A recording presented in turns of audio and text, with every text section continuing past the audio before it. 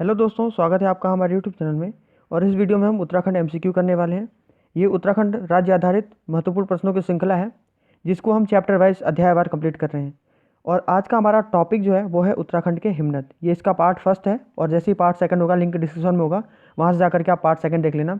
Class की timing decide हो गई है, रोज़ शाम को 8 बजे आपकी डेली ये क्लास होगी उत्तराखंड आधारित। इसके अलावा बात करें तो जब भी आप स्टडी करोगे, फिलहाल तो आप वीडियो देख लो, लेकिन आपको प्लेलिस्ट में जाके वीडियो को क्रम में पढ़ना है और नोट्स भी बनाना है। ठीक है, तो चलिए स्टार्ट करते हैं। उत्तराखंड में जो भी परीक्षाएं ली जा रही हैं, चाहे वो इंटरमीडिएट हो या स्नातक स्तर की हो, उसके लिए सिलेबस दिया हुआ है आयोग ने। उसमें 20 नंबर का हिंदी, 40 नंबर का सामान्य अध्ययन और आपका 40 नंबर का उत्तराखंड। तो उत्तराखंड सिर्फ एक विषय ऐसा है जो 40 नंबर दे रहा है, इसके अलावा हिंदी है जो 20 नंबर दे रही है। तो हम लोग क्या करेंगे कि सीरीज़ वाइज कंप्लीट करेंगे। तो हमने अभी उत्तराखंड स्टार्ट किया, इसको कंप्लीट करने के बाद बाकी सारी चीज़ें भी हम धीरे धीरे कंप्लीट करेंगे। फिलहाल अभी उत्तराखंड चल रहा है, तो जो भी सिलेबस दिया हुआ उत्तराखंड का उसको हम कंप्लीट करेंगे। इसमें सिलेबस में उत्तराखंड का भौगोलिक परिचय कंप्लीट कर चुके हैं हम, स्थिति विस्तार हमारा कंप्लीट हो चुका है, पर्वत चोटियाँ हो चुकी हैं कंप्लीट। इसके अलावा बात करें तो हमारा हिमनद स्टार्ट हुआ है। तो हिमनद के बाद हम लोग स्टार्ट करेंगे नदियाँ, झीलें और बाकी सारी चीज़ें जितना भी सिलेबस में दिया हुआ है, इस सिलेबस को पूरा हम प्रश्नोत्तर के रूप में हम लोग कंप्लीट करेंगे। इसके अलावा अगर आपको बेसिक स्टडी करनी है सामान्य अध्ययन के रूप में, तो उसका भी मैं क्लासेस ले रहा हूँ। तो आपको क्या करना है, डिस्क्रिप्शन में जाकर के वो प्लेलिस्ट ले लेना है। 2 चीज़ें मैं करा रहा हूँ आपको, संपूर्ण उत्तराखंड, जिसको मैं उत्तराखंड को कंप्लीट आपको पढ़ा रहा हूँ। ठीक है, इसके अलावा उत्तराखंड एमसीक्यू जो आप वीडियो देख रहे हो उसका मैं करा रहा हूँ। तो जो 2 चीज़ें मैं आपको करा रहा हूँ, संपूर्ण उत्तराखंड का अध्ययन, तो उसका आप मैं चैप्टर पूरा अच्छे से पढ़ा रहा हूँ। लिंक डिस्क्रिप्शन में दे रहा हूँ प्लेलिस्ट का, वहाँ से जाकर के आप वीडियो सीरीज़ में देखना। इसके अलावा जो उत्तराखंड एमसीक्यू है वो आप देख ही रहे हो। उत्तराखंड एमसीक्यू में उत्तराखंड का भौगोलिक परिचय, इसमें 2 क्लासेस में ले चुका हूँ, कंप्लीट हो चुका हमारा। फिर उसके बाद दूसरा चैप्टर था हमारा उत्तराखंड का भौगोलिक विभाजन, ये भी हमारे इतने क्लासेस में कंप्लीट हो चुका है। तो ओवरव्यू की बात करें तो 2 चैप्टर हमारे कंप्लीट हो चुके हैं, उत्तराखंड का भौगोलिक परिचय और उत्तराखंड का भौगोलिक विभाजन। आज हमारा तीसरा चैप्टर स्टार्ट हो रहा है उत्तराखंड के हिमनद। ठीक है, सिलेबस वाइज हम लोग पढ़ रहे हैं। इसमें हमारा पार्ट फर्स्ट है उत्तराखंड के हिमनद, और उसके बाद इसका पार्ट सेकंड भी होगा। तो ये आपको मैप बिल्कुल याद होना चाहिए। ठीक है, और इसी जो मैं एमसीक्यू कराने वाला हूँ इसका मैं डिटेल पढ़ा चुका हूँ। ठीक है, तो उसका भी लिंक डिस्क्रिप्शन में है, वीडियो का लिंक जो डिटेल मैंने पढ़ाया हुआ है। तो वहाँ से जाकर के आप डिटेल भी एक बार पढ़ लो। अगर आपने डिटेल पढ़ रखा है तो डायरेक्ट एमसीक्यू सॉल्व करो, अगर आपने नहीं पढ़ रखा है तो वहाँ से जाकर के वो वीडियो भी देख लेना चाहिए। 2 मैप आपको याद होने चाहिए, एक आपको उत्तराखंड का भौतिक और उत्तराखंड का राजनीतिक। 2 मैप आपको, मानचित्र आपको याद होने चाहिए। ठीक है, मैंने आपको भौतिक विभाजन पढ़ाया था जब, तो बताया था मैंने कि उत्तराखंड को भौतिक आधार पे हम लोग 8 भागों में विभाजित कर सकते हैं। पहले मैंने बताया था ट्रांस हिमालय, जो आपका ये वाला क्षेत्र है वो ट्रांस हिमालय का है। उसके बाद मैंने बताया था महान हिमालय का क्षेत्र, और महान हिमालय के बाद आपका था लघु हिमालय का क्षेत्र, और लघु हिमालय के बाद आपका था शिवालिक, और शिवालिक और लघु हिमालय के बीच में दूंदुआर क्षेत्र था। इसके अलावा शिवालिक के बाद आपका भाबर क्षेत्र था, और भाबर के बाद आपका तराई क्षेत्र था, और थोड़ा सा आपका गंगा का मैदान भी था। तो इस तरीके से 8 भागों में हमने बांट रखा था। हमने देखा था कि जो महान हिमालय था उसकी ऊंचाई बहुत ज़्यादा थी, और ऊंचाई ज़्यादा होती है तो वहाँ पर तापमान क्या हो जाता है, कम हो जाता है। तो जब भी मानसून वहाँ पहुँचता है तो वहाँ पर बारिश ना होकर के क्या होती है, बर्फबारी होती है। ठीक है, और बर्फबारी जब ज़्यादा होगी जहाँ पे, तो वहाँ पर क्या होगा, आपके बर्फ़ की बहुत ज़्यादा परतें जम जाएंगी, और वो बर्फ़ की परतें जब खिसकने और गलने पिघलने लगती हैं तो उससे क्या होता है, धीरे धीरे जो जल स्रोत है उसका निर्माण होता है। तो वो जो बर्फ़ है, जो मोटी परत है, उसको क्या बोलते हैं हम लोग, हिमानी बोलते हैं या ग्लेशियर बोलते हैं। तो इसका निर्माण ज़्यादा कहाँ पर होगा, जहाँ पर ज़्यादा ठंडा होगा वहाँ पर बर्फ़ ज़्यादा बनेगा।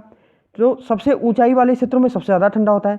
तो हम कह सकते हैं कि जो महान हिमालय है, ये वाला जो क्षेत्र है हमारा, इस क्षेत्र में सबसे ज़्यादा बर्फ़ या हिमानियाँ पाई जाएंगे, ग्लेशियर पाए जाएंगे। तो उस आधार पर उत्तराखंड का आप ये देखो, ये वाला सैटेलाइट मैप है, तो इसमें आप देखो सबसे ज़्यादा आपको, ये मैंने रेड मार्क जो कर रखा है, ये रेड वाले, ये आपके हैं ग्लेशियर। तो आपको ज़्यादातर ग्लेशियर कहाँ पे दिखाई दे रहे हैं, उसी वाले क्षेत्र में जिस क्षेत्र में आपका महान हिमालय है। तो ये आपका क्षेत्र कैसा है, महान हिमालय वाला क्षेत्र है, तो यहीं पे सबसे ज़्यादा आपके ग्लेशियर पाए जाएंगे। तो ऊपर वाले जिले आप देखो कौन कौन से, लगभग इन जिलों में आपका क्या पाया जाएगा, हिमानियाँ पाई जाएंगी। तो अगर मान लीजिए कोई हिमानी पूछा जा रहा है तो आप ऑप्शन लगा सकते हैं, जिले के आधार पर थोड़ा सा अंदाज़ा लगा सकते हैं। तो हम ये पता लगा सकते हैं कि भाई जो आपके ग्लेशियर है वो कहाँ पाए जा रहे हैं, महान हिमालय वाले क्षेत्र में पाए जा रहे हैं। ठीक है, तो ज़्यादातर आपके जो हिमनद हैं या ग्लेशियर हैं या हिमानियाँ वो यहीं पाई जाती हैं। तो ठीक है, स्टार्ट करते हैं। हमारा जो जितने भी आपके ग्लेशियर हैं, मैं इस तरीके से इमेज दिखा दिखा के आपको पढ़ाऊंगा ताकि आपको आसानी से याद हो जाए चीज़ों को। तो इसी तरीके से करने वाले हैं। ठीक है, तो चलिए आज का हमारा पहला प्रश्न है, ग्लेशियर या हिमालय की सबसे सही परिभाषा है। हिमानी बर्फ की मोटी चादर होती है, ये तो है। इसके अलावा देखते हैं ऑप्शन बी, महान हिमालय में उपस्थित बड़े हिमखंड। तो महान हिमालय में जो उपस्थित बड़े हिमखंड है उनको ही बोला जाता है। महान हिमालय का हिमाच्छादित भाग है, हिमाच्छादित तो होता ही है, बर्फ वहाँ पे होता है। तो इसके अलावा डी है महान हिमालय के हिमाच्छादित भागों में उपस्थित स्थित हिमखंड जिनमें खिसकने गलने आदि की क्रिया होती है। तो इसमें पूछ रहा है सबसे सही परिभाषा कौन सी है। तो मैंने बताया था कि जो बर्फ है वो पिघलता है तो नीचे धीरे धीरे खिसकते भी रहता है और उससे क्या होता है, पिघलता भी और उससे जल स्रोतों का निर्माण होता है। तो ऑप्शन डी आपका बिल्कुल सही परिभाषा हो जाएगा, तो ऑप्शन डी करेक्ट हो जाएगा। नेक्स्ट है ग्लेशियर या हिमानी के अन्य नाम कौन कौन से हैं। तो ग्लेशियर या हिमानी को कौन कौन सा नाम मैंने ऑलरेडी पहले ही बोल दिया है। तो हिमनद, बर्फी नदियाँ, बमक, तो ये तीनों नाम तो बोले ही जाते हैं। तो ऑप्शन आपका राइट क्या हो जाएगा, उपरोक्त सभी। नेक्स्ट प्रश्न है उत्तराखंड राज्य का सबसे बड़ा हिमनद कौन सा है। तो उत्तराखंड जो राज्य है उसका जो सबसे बड़ा हिमनद है, मैंने ऑलरेडी जब आपको इसका डिटेल पढ़ाया था तो उस समय मैंने अच्छे से नोट्स भी बनवाया था और आपको बताया भी था। तो अगर आपने डिटेल वाला वीडियो नहीं देख रखा है ना, तो उसका लिंक डिस्क्रिप्शन में सबसे पहले है, उसको जा करके आप डिटेल में जा करके पढ़ लेना। तो इसमें सबसे बड़ा हिमनद जो है हमारा, हमें पता है कौन सा है, गंगोत्री हिमनद है। तो ऑप्शन ए हो जाएगा आपका गंगोत्री हिमनद। मैंने इमेज भी दिखाया था आपको उस समय पे, एक बार फिर मैं आपको दिखा देता हूँ। ये वाला जो है गंगोत्री हिमनद है, ये वाला आपको जो दिखाई दे रहा है। इसी के पास आपको देखो सतोपंथ ग्लेशियर भी दिखाई देगा, ठीक है। और बाकी ये देखो चौराबाड़ी ग्लेशियर भी आपको यही दिखाई दे रहा है। तो ये बहुत ज़्यादा अलग अलग जो ग्लेशियर है ना उनसे जुड़ा हुआ है गंगोत्री क्षेत्र, गंगोत्री हिमनद जो है। इसके अलावा ये बात करें तो ये पूरा यहाँ तक है विस्तार। और ये वाला जो क्षेत्र आपको दिखाई दे रहा है ना, ये वाला है गौमुख, और यहीं से भागीरथी नदी निकलती है या गंगा नदी निकलती है। तो ये आपको पता चल गया है। इसके अलावा बात करें तो ये बहुत सारे जो अलग अलग पर्वत श्रृंखला है ना उससे घिरा हुआ है। ये वाला जो पर्वत आपको दिखाई दे रहा है ना, ये है चौखंबा पर्वत श्रृंखला, और इसके उत्तरी ढाल से ये शुरू होता है। तो यहाँ से लेकर के इसका विस्तार काफ़ी आगे तक होता है। और ये लगभग हम लोग देखें इसका ना, तो 30 किलोमीटर ये लगभग लंबा होता है, और बाकी ये 2 किलोमीटर चौड़ा होता है, ठीक है। और बाकी मैंने बता दिया कई सारे पर्वतों से घिरा हुआ है, अलग अलग चोटियों से घिरा हुआ है, ठीक है। तो नेक्स्ट प्रश्न है राज्य का सबसे बड़ा हिमनद किस जिले में स्थित है। तो ये जो लोकेशन इसकी वो उत्तरकाशी जिले में पड़ती है, ठीक है, जो गंगोत्री हिमनद है उसका। तो इसका ऑप्शन क्या हो जाएगा, ए करेक्ट हो जाएगा, उत्तरकाशी। दूसरा है गंगोत्री हिमनद का विस्तार कितना है, मैंने ऑलरेडी बता दिया है, 30 किलोमीटर लंबा है और 2 किलोमीटर चौड़ा है। तो ऑप्शन सी आपका करेक्ट हो जाएगा। नेक्स्ट है गंगोत्री हिमनद के संदर्भ में इनमें से कौन सा कथन सत्य है, सही बताना है कौन सा है। गंगोत्री हिमनद कई हिमनदों से जैसे रतनवन, चतुरंगी, कैलाश आदि से जुड़ा हुआ है। मैंने बताया था ऑलरेडी कई हिमनदों से जुड़ा हुआ है।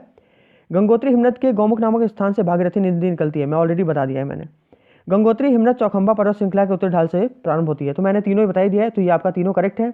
तो आपका सभी कथन सत्य हो जाएगा, ऑप्शन डी करेक्ट हो जाएगा। नेक्स्ट है उत्तराखंड राज्य का दूसरा सबसे बड़ा हिमनद कौन सा है। तो मैंने खूब अच्छे से बता रखा है, आपको पढ़ा रखा है ऑलरेडी।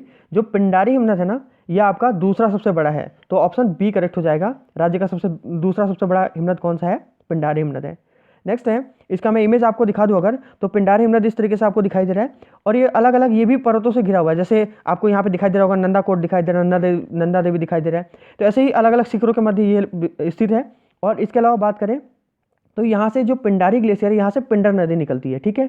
और ये जो क्षेत्र है ना, ये ऐसी जगह पे स्थित है जहाँ पर बागेश्वर, पिथौरागढ़ और चमोली सभी जिलों में ये आता है। तो ये तीनों जिलों के बिल्कुल बॉर्डर पे ही है। तो थोड़ा थोड़ा इसका अंश तीनों जिलों में मिलता है, ठीक है। तो नेक्स्ट प्रश्न देख लेते हैं, पिंडारी हिमनद का विस्तार किस जिले में है। तो मैंने बताई दी ऑलरेडी, बागेश्वर, पिथौरागढ़, चमोली। तो अगर इस तरीके का ऑप्शन आएगा तो तीनों में है विस्तार थोड़ा थोड़ा इसका, तो उपरोक्त सभी आ जाएगा। नेक्स्ट है राज्य का दूसरा सबसे बड़ा हिमनद किस जिले में, दूसरा बड़ा कौन सा है, पिंडारी हिमनद है। और इस तरीके का अगर ऑप्शन आपके पास आ गया, प्रश्न इस तरीके से पूछा गया कि किसी एक जिले के बारे में बताना है, तो जो सबसे ज़्यादा इसका क्षेत्र पड़ता है वो बागेश्वर क्षेत्र में पड़ता है। तो इस आधार पर हम कह सकते हैं कि ये किस जिले में पड़ता है, आपका बागेश्वर जिले में पड़ता है। तो ऑप्शन सी करेक्ट हो जाएगा। नेक्स्ट है पिंडारी हिमनद का विस्तार कितना है। देखो 30 किलोमीटर मैंने बताया था, जो गंगोत्री था वो भी था, और 30 किलोमीटर लंबा ये भी है, लेकिन उससे ये थोड़ा कम चौड़ा है। गंगोत्री कितना था, 30 किलोमीटर लंबा और 2 किलोमीटर चौड़ा। तो ये है 30 किलोमीटर लंबा तो है, लेकिन 400 मीटर चौड़ा है। तो करेक्ट आंसर आपका क्या हो जाएगा, ऑप्शन डी करेक्ट हो जाएगा, 30 किलोमीटर लंबा और 400 मीटर चौड़ा। पिंडारी हिमनद से कौन सी नदी निकलती है, मैंने ऑलरेडी बता दिया है। पिंडारी हिमनद से आपकी कौन सी नदी निकलती है, पिंडर नदी निकलती है। मिलम जो है नहीं निकलती है, अलकनंदा नहीं निकलती है। तो आपका करेक्ट हो जाएगा बी, पिंडर नदी। नेक्स्ट है पिंडर नदी किस नदी की सहायक है। तो हमें ये बताना है जो पिंडर नदी है वो निकलती है, उसके बाद वो किस नदी में जाकर के मिल जाती है। तो ये अलकनंदा नदी में जाके मिल जाती है। तो किसकी सहायता हो गई, अलकनंदा नदी की, ऑप्शन बी करेक्ट हो जाएगा। नेक्स्ट है मिलम हिमनद किस जिले में स्थित है। तो मिलम हिमनद के बारे में बताना हमें कि मिलम हिमनद किस जिले में स्थित है। तो जो मिलम हिमनद है ना, इसकी स्थिति है पिथौरागढ़ में। तो आपका आंसर क्या हो जाएगा, ऑप्शन सी, पिथौरागढ़। नेक्स्ट है इसका मैं इमेज दिखा दूँ अगर आपको, तो मिलम हिमनद ये है, इसका जो लोकेशन है पूरा इस तरीके से ही है। तो मिलम ग्लेशियर ये हो गया। पिंडारी हमने देखा था ठीक है। इसके अलावा ये पिंडारी है, पिंडारी के उत्तर में आपको दिखेगी इसकी स्थिति मिलम हिमनद की। ये वाला पूरा मिलम क्षेत्र है मिलम हिमनद का, और ये किस क्षेत्र उसमें आता है, जिले में, ये आपका आता है पिथौरागढ़ में। ठीक है। नेक्स्ट है मिलम हिमनद की लंबाई कितनी है, तो मिलम हिमनद जो है वो 16 किलोमीटर लंबा है, तो इसका ऑप्शन सी करेक्ट हो जाएगा, 16 किलोमीटर। नेक्स्ट है पूर्ण रूप से कुमाऊं मंडल में स्थित सबसे बड़ा ग्लेशियर कौन सा है। देखो मिलम हिमनद कहाँ पर है, पिथौरागढ़ में। पिथौरागढ़ किस मंडल का हिस्सा है, कुमाऊं मंडल का। तो बाकी के जो 2 बड़े हिमनद थे वो किस में थे, वो थे आपके गढ़वाल मंडल में। तो ये कुमाऊं मंडल में स्थित सबसे बड़ा हिमनद है, कौन सा, मिलम हिमनद। तो आपका राइट आंसर क्या हो जाएगा, मिलम हिमनद, और ये पूर्ण रूप से किस में है, कुमाऊं मंडल में है। ठीक है। नेक्स्ट है मिलम हिमनद से किस नदी का उद्गम होता है, तो इसमें ऑप्शन दिया हुआ है मिलम नदी, गौरीगंगा नदी, ए और बी दोनों, और में से कोई नहीं। तो मिलम हिमनद से मिलम नदी और गौरीगंगा दोनों नदियाँ निकलती हैं। ठीक है। तो आपका ऑप्शन क्या हो जाएगा, सी, ए और बी दोनों। नेक्स्ट है मिलम नदी किस नदी की सहायक है। मिलम नदी जो है ये पिंडर नदी की सहायक है, तो ऑप्शन बी आपका क्या हो जाएगा करेक्ट, पिंडर नदी। नेक्स्ट है गौरीगंगा नदी किस नदी की सहायक है, तो जो गौरीगंगा नदी है वो काली नदी की सहायक है। दोनों एक दूसरे के उल्टा विपरीत बह करके और दोनों अलग अलग जगहों पे पहुंच जाती है, दोनों अलग नदियों से मिल जाती हैं। नेक्स्ट है सतोपंथ व भागीरथी हिमनद किस जिले में स्थित है। जो सतोपंथ और भागीरथी हिमनद है ये आपके चमोली जिले में पड़ती है। ठीक है। मैंने बताया था कि ये जो हिमनद आसपास ही हैं, लेकिन इनके जिले सब अलग अलग है, अलग अलग जिलों में मिलते हैं आपके। तो ये किस जिले में स्थित है, आपका चमोली जिले में, ऑप्शन बी करेक्ट हो जाएगा। नेक्स्ट इसका इमेज में अगर आपको दिखा दूं तो ये वाला हो गया आपका सतोपंथ। ठीक है। ये वाला सतोपंथ वाला क्षेत्र दिखाई दे रहा है। इसके अलावा भागीरथी भी आपको दिखाई दे रहा है यहीं पे। ठीक है। तो ये जो क्षेत्र है ये दोनों आसपास ही जुड़े हुए एक दूसरे से, इसलिए हम दोनों को एक साथ ही पढ़ लेते हैं। इसके अलावा ये वाला चौखंबा पर्वत मैंने बताया था, यहीं से आपकी जो गंगोत्री वाला ग्लेशियर है वो वाला क्षेत्र है। तो ये सभी आसपास ही हैं, लेकिन तीनों जिलों का मिलन यहीं पर होता है, इसलिए ये क्षेत्र अलग अलग जिलों में पड़ते हैं। और ये जो सतोपंथ, देखो भागीरथी जो है आपका, यहाँ से बर्फ जब पिघलती है या ग्लेशियर जो आगे बढ़ता खिसकता है, तो यहाँ से ये अलकनंदा नदी आपको दिखाई दे रही होगी, यहीं से पानी रिस रिस करके अलकनंदा नदी का निर्माण होता है, सतोपंथ और आपका भागीरथी। तो ये दोनों जो क्षेत्र हैं ये अलकनंदा नदी के लिए वाटर रिसोर्स का काम करते हैं, पानी का काम करते हैं, यहीं से निकलता है वो पानी। ठीक है। तो अलकनंदा नदी का यहीं से उद्गम होता है। और ये जो क्षेत्र है ना इसको अलकापुरी बोला जाता है, ये जो पूरा क्षेत्र है इसको अलकापुरी बोला जाता है। ये भी एक फैक्ट था। अच्छा, ये प्रश्न मैंने दिया है, ये आपको कमेंट करके बताना है इसका। ठीक है। प्रश्न है सतोपंथ व भागीरथी हिमनद क्षेत्र के संबंध में कौन सा कथन सत्य है, सही कौन सा ये बताना है। यह क्षेत्र अलकनंदा नदी का बेसिन क्षेत्र है। ठीक है। यह नीलकंठ पर्वत के पूर्वी भाग में आराम की कुर्सी जैसा है। इस क्षेत्र का नाम अलकापुरी है। कुछ फैक्ट तो मैंने ऑलरेडी बता दिया, तो उसके आधार पर आपको आंसर लगाना है। अगर आपको नहीं आ रहा है तो आप डिटेल वाली वीडियो जरूर देख लेना, वहाँ से आपका क्लियर हो जाएगा पूरा। ठीक है। ये पहला प्रश्न है, आपको कमेंट करके देना है। कमेंट कैसे लिखना है, आपको आंसर लिखना है 1 और उसका जो भी आपको ABC जो भी लग रहा है उसको यहाँ पे लिख देना है। ठीक है। दूसरा प्रश्न मैं आपके लिए दे रहा हूँ, तो यहाँ पे आंसर 2 लिख करके ABC जो भी होगा आपका लिख देना इसमें आंसर कमेंट करके। पिंडारी हिमनद के संदर्भ में इनमें से कौन सा कथन सत्य है, सही बताना है। पिंडारी हिमनद त्रिशूल, नंदा देवी, नंदाकोट शिखरों के मध्य स्थित है। पिंडारी हिमनद कुमाऊं मंडल तथा गढ़वाल मंडल दोनों में स्थित है। यह अत्यंत दुर्गम क्षेत्र है जहाँ यहाँ पहुँचा नहीं जा सकता। तो कुछ फैक्ट मैंने ऑलरेडी डिस्कस कर लिया पहले ही, बाकी आपको अपने हिसाब से जो भी लगता है वो सही आंसर आपको कमेंट करके देना है। ठीक है। तो पार्टिसिपेट किया करो, क्वेश्चन आंसर जब पूछा जाता है तो उसमें जरूर पार्टिसिपेट किया करो। उससे क्या होता है कि जब आप पार्टिसिपेट करते हो तो और बच्चे भी देखते हैं, इसके अलावा मेरा खुद का मोटिवेशन भी बढ़ता है ज़्यादा काम करने के लिए।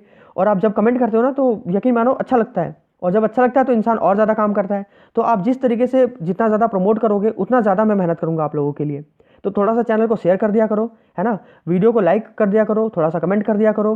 बाकी जितना ज़्यादा हो सके बच्चों के साथ शेयर करो। जितने ज़्यादा बच्चे शेयर करेंगे जितना ज़्यादा उतना ज़्यादा मेरे को क्या मिलेगा, मोटिवेशन मिलेगा, ताकि मैं और ज़्यादा आप लोगों के लिए मेहनत करूँ और ज़्यादा आपके लिए काम करूँ। तो चैनल को सब्सक्राइब कर लेना, आपको ऑनलाइन स्टडी राइज चैनल है।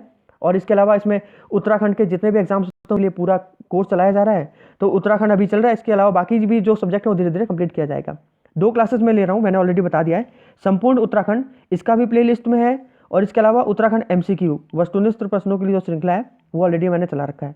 तो जैसे आप मान लो कि संपूर्ण उत्तराखंड आप पढ़ रहे हो, ठीक है, तो संपूर्ण उत्तराखंड का अगर मान लो आप कि 10वां लेक्चर पढ़ रहे हो तो इसी का एक MCQ आएगा आपका। ठीक है। तो जो टॉपिक आपने इसमें पढ़ रखा है इस वाले में, उसी का आप MCQ सॉल्व कर लोगे तो आपका टॉपिक पूरा क्लियर हो जाएगा। ठीक है। तो इस तरीके से मैंने 2 सीरीज चला रखा है, और प्लेलिस्ट में बिल्कुल लगा हुआ अच्छे से। आप सीरीज में पढ़ना, नोट्स भी बनाना अच्छे से, और बाकी कोई भी प्रॉब्लम हो तो कमेंट करके जरूर बताया करो, पूछ लिया करो। ठीक है।